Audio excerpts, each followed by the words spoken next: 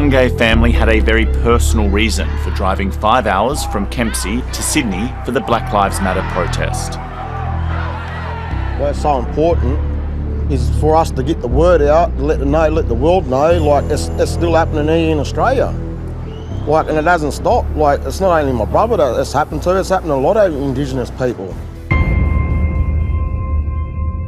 Ernest's brother David died in November 2015 while serving a 6-year sentence for robbery and assault in Long Bay Prison. The diabetic was removed from his cell by a specialist riot response unit because he refused to stop eating biscuits.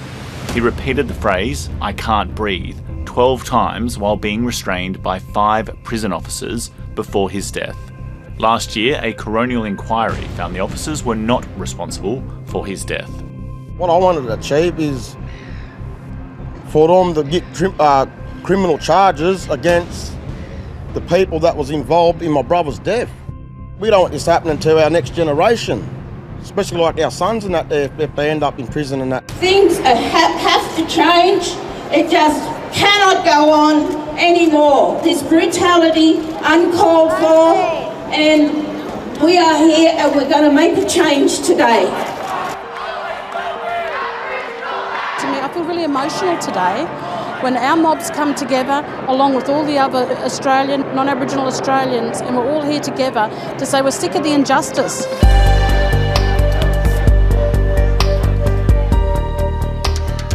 This round of demonstrations took its inspiration from large-scale protests in the US after the death of George Floyd, who died in similar circumstances to David Dungay. David Dungay's death is equally as atrocious as the death of George Floyd in Minneapolis. But yeah, we never saw a similar amount of attention in Australia as we have seen in relation to the US. We're going to march, if they like it or not.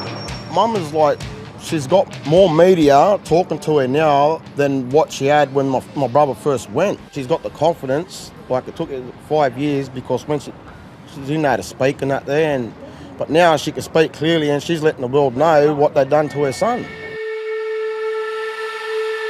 Nearly 5% of all Indigenous men are in jail, compared to just 0.3% of non-Indigenous men.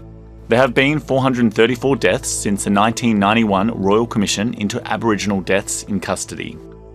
The rate per head of population of Aboriginal people that are locked up is greater than it is for African Americans. And so that problem of incarceration is extreme here. What's happened over 30 years is a year-by-year increase. And so we've had an exponential increase in the number of Aboriginal people in prison.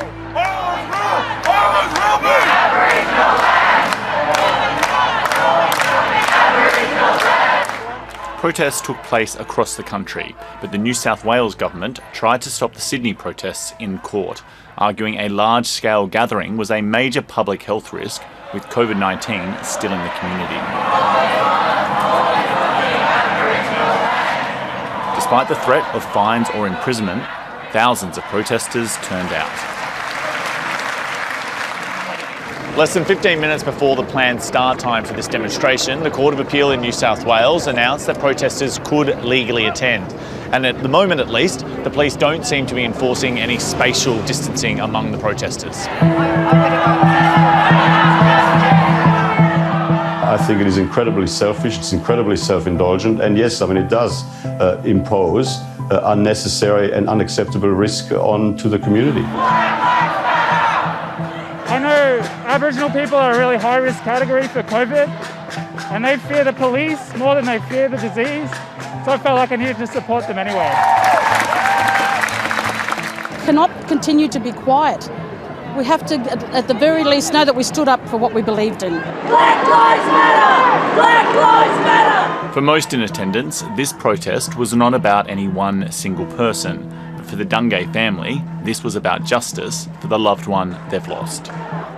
Lawyers, like, you know, what we're going through, the pain and suffering, like, you know, we just want justice for my little brother so his spirit can rest.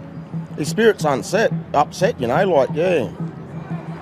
It won't rest until we get justice.